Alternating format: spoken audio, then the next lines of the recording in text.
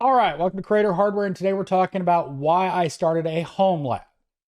And it's not the normal story you'd expect. So first off, I am not an IT professional. I have zero IT experience. I'm not an IT guy.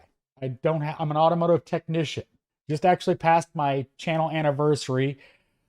I started making YouTube videos on my main channel, Flat Rate Master. When I started the channel, I used computers to program cars, to do work, email, etc., etc. I didn't really pay much attention to PCs, Macs, or anything like that. I just used them.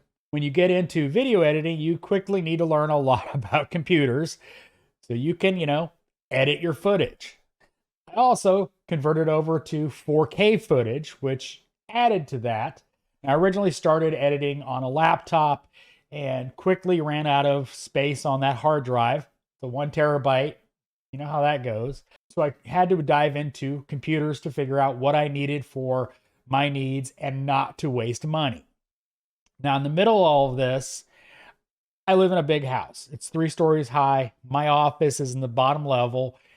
I also had to figure out Wi-Fi. I have no physical connections to this office with Ethernet. I only have the ability to get Wi-Fi here because the walls are all drywall. There's no drop ceilings. I can't just add Ethernet. So I also had to dive deep into Wi-Fi technology to figure out how to make sure I had a stable connection in my office so I could edit.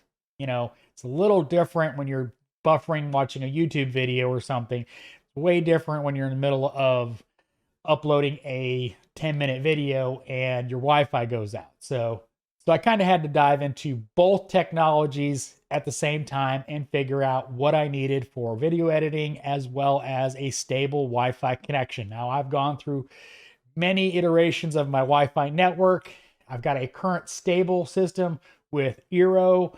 Does great in my household. There's a couple issues with it. I may do a review if I ever update it because it's an older system now. I also got really deep into PC stuff. I needed a PC. I'm not a Mac person, so I needed something to edit my videos. The computer I'm currently shooting this video with, which is being captured right here, is a PC I had built by NZXT. When I had that PC built by NZXT, they have a $99 build service. At the time, I literally spent my entire weekend editing videos. Laptops are slow. I was new to editing, and I really didn't see how I would be able to have the time to build it, so I just bought it. But I had additional hard drives put in it for my storage of my archive videos. And that kind of started my home lab kind of thought mentality, is I needed additional storage. Well, as I tend to do, I dove deep into looking at network attached storage. Now, of course, all the YouTubers talk about Synology and QNAP and all that.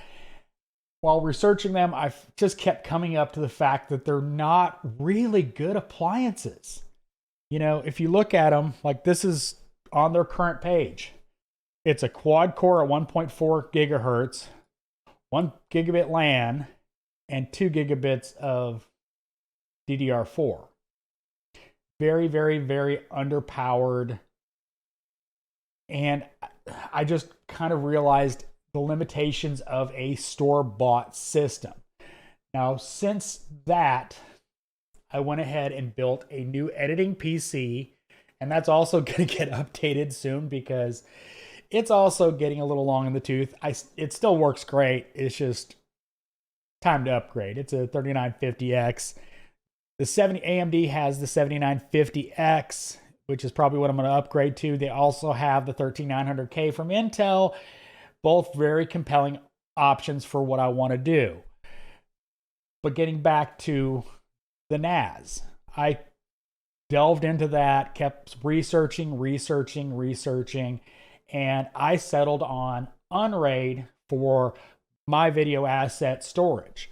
And I've had an Unraid server since I started this channel, which was the first videos I put out on this channel really was about building my NAS.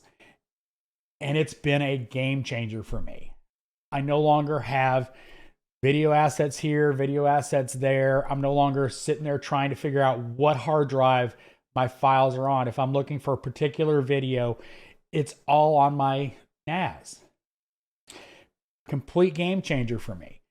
Now, since then, I now have a rack in my office, which has some other limitations. Like I can't have heavy, loud devices in my rack. I can't have Delta fans screaming because, well, it's literally right over there next to that PC. Since then, I've added a Proxmox instance along with a TrueNas install. TrueNas is virtualized in Proxmox and been a very interesting learning curve. Now, that's one of the things that's been very fun for me is building the water-cooled PC and just playing with this stuff. So it became kind of a necessary hobby for me because I needed this kind of stuff to continue doing my video editing practice on my main channel. Now, my main channel is Flat Rate Master. I have 13.5 million views almost. And I put out 3 videos a week in 4K.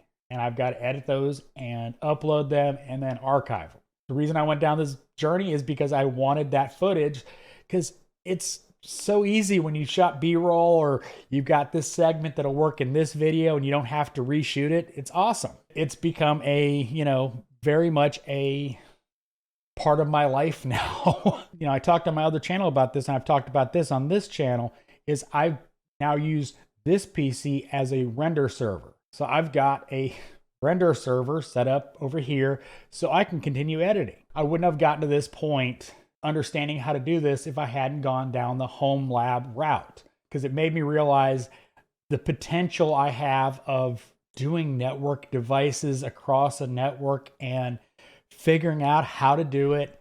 There's lots of helpful people online that help you with this journey. Level 1 techs did a video about setting up a render server with Adobe, and well, here I am. I don't have to sit there and wait for that PC to render my video. I can do it remotely and go edit the next video. It's awesome. It's such a fun journey, learning new stuff. Will I use this outside of my life as far as YouTube? No, I don't do any of this stuff other than because of YouTube. And it's been just wonderful to learn all this new stuff. Learning to set up Unraid as a network share, setting up my, multiple folders in Unraid, and then playing with Proxmox, playing with TrueNas. I'm so glad I didn't go down the YouTubery route of getting a Synology NAS and just dealing with its lack of performance. Most people that are honestly not sponsored by them say its limitations. It's a very limited box as far as what it can do. There's lots of automated things that you can do with their software that you can also do with TrueNas and Unraid. You just have to set it up yourself. Now, I don't use most of those features anyway, so it wasn't really a concern for me. I edit in this office. I don't edit remotely. I don't need to edit remotely. The few times I go to a event with a company and film a bunch of stuff, I don't have time to sit down and edit. Usually it's fly in, meet a bunch of other YouTubers, hang out, go to the events, and then you hang out and then you fly home. So I really don't have time to edit remotely.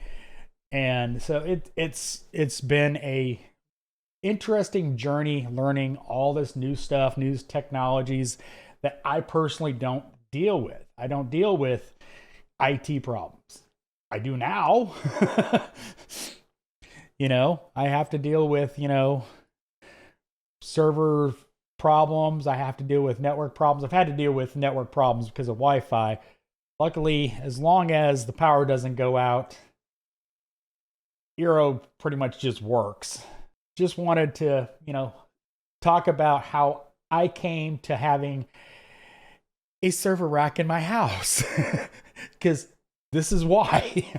One of the things I'm planning on doing is actually putting together a dedicated render server in my rack so that I no longer have a desktop here that I have to have on while I'm, editing and have it virtualized in the rack, and I don't have to worry about it remembering to, oh, I got to turn it on, and no, just leave it on and let it render. Like the fact that I can set up a render server, I don't have to have a large storage drive on it. I can reuse a lot of the storage drives on this PC for my new gaming PC. I can put a 512 gig in there or whatever and have it set up and just run what I need it to run, renders. And I don't have it on my desk. I'll have a desk, I'll still have a PC here, but it'll be gaming and it won't have to have all the stuff I have on this PC because of the stuff I do with it. But that's, the cool thing about home labbing is it's always evolving. You're always kind of thinking of the next thing that you want to do, and it's just a lot of fun. So I hope you found this interesting at the least. As always, thanks for watching. This is Creator Hardware.